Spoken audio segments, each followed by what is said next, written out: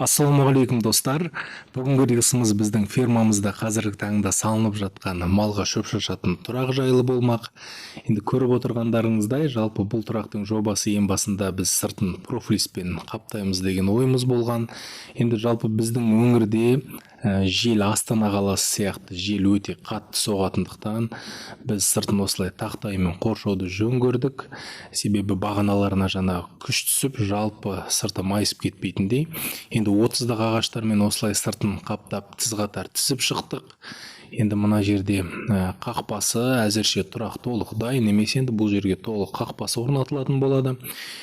Енді үш жағына қарасаңыздар, мына жүздік трубалармен бекіттік, астына бетонын құйып, енді малдар рахаттанып жайылып жүр. Қазір шөп шашып қойдық ортаға. Одан кейін қабырғасындағы профтурбалар 60-та 40 профтурбалар, яғни оны жаңағы трубамызға дәнекерлеп бекітіп қойдық.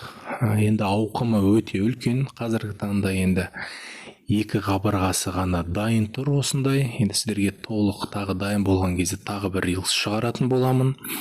Енді сіздер жақта жалпы тұрақты қандай құрылыс материалдарымен жалпы істейсіздер, өздеріңіздің тәжірибелеріңізбен де бөлісіп кетіңіздер, пікір басыңыздар, лүпіл басыңыздар, жалпы тіркеліп кетіңіздер біздің фермамыздың аккаунтына. Сондықтан астыда жылы лебіздеріңізді күтетін боламыз.